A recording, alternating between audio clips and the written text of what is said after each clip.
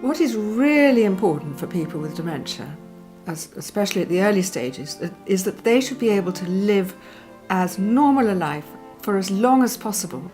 And in order to do that, the best thing is for them to be really stimulated, to get engaged with anything that really fires them.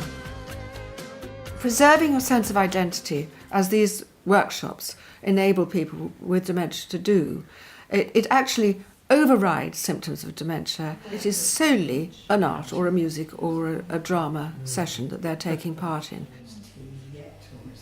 By looking at things, they become more interested. And when they get more interested, they get more animated. So it works on a different part of your brain that helps to animate you and makes you have another feeling of self-worth. And self-worth is really important to all of us. To focus on doing something together that is set up to try and help and stimulate someone with Alzheimer's. Socially stimulating, it's been a focus, it's been something that we've done. So, generally... We'd very much have done, we're very, very happy that we have done what we have done so far. It's very enlightening for me, because I think this is a real model that actually we should use in other museums, other places, on a really regular basis.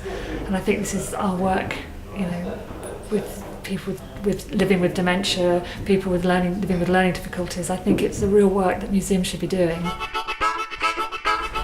The activities that I've been taking the group through, and the students have been taking the group through, are aimed at provoking some kind of memory or interest or stimulation, and then we try and recreate the visuals of that memory or that situation, and then begin to start working, moving improvisations.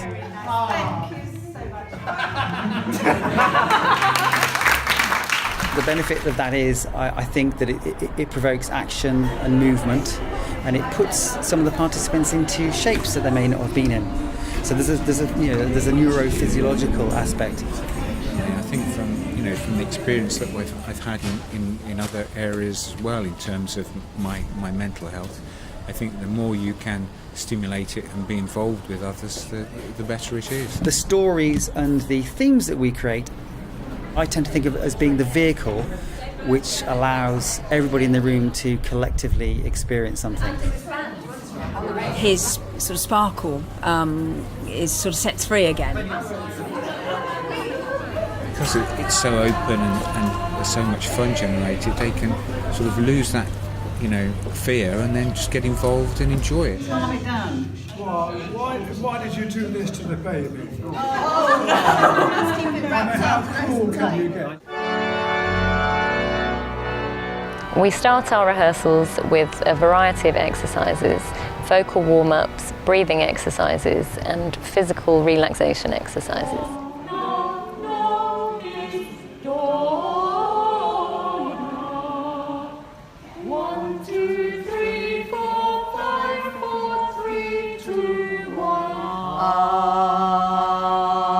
Those exercises are specially prepared so that they engage multiple brain areas simultaneously. I don't just sing a scale, I'll sing a scale, but participants will have to sing a number sequence at the same time. 3, 4, 3, 2, 1.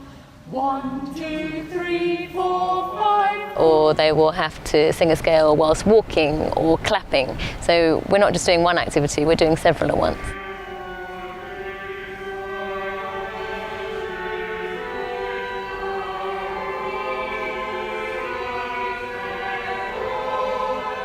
The main difference between Reawakening music and other music groups for dementia in the local area is that we focus on vocal harmony. So we don't just sing in unison, we sing in 3 or 4 part harmony depending on the vocal resources that are available.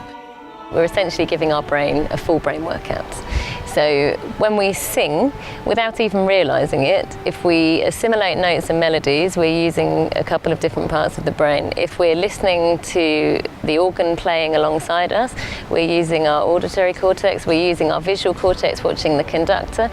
Without even thinking about it, we're using many areas of the brain at once.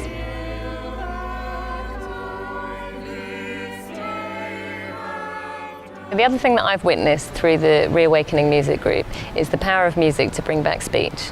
And when some of our participants come in at the start of a session, they can speak in yes, no, very short answers. And by the end of a session, when we've sung for an hour and a half, we sit down for coffee and they can speak in full sentences again.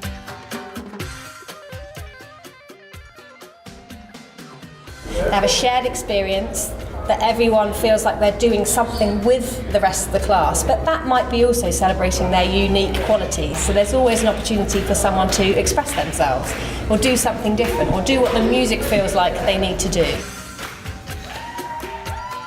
My dancing skills are no longer as good as they can be because of this problem. I was very apprehensive about coming here, but I haven't done anything like this as far as I can recall for years and years. So coming in to do this and stand up and dance in front of somebody was going to be quite nervous. I find I'm stimulated and I'm quite with it. Yeah, and so yes, overall it's been really good for me. I've seen huge changes in Brian since we started coming. He was beginning to get a little bit isolated, partly because of memory and because of hearing. It's just opened up the fact that there's still lots of things to do and to enjoy, and we can enjoy it together. If we can have such powerful effects on people with dementia without having to resort to drugs, then surely it's important that doctors should refer people to programs like ours on diagnosis so that we can keep people's brains active and keep them working without the need for drugs.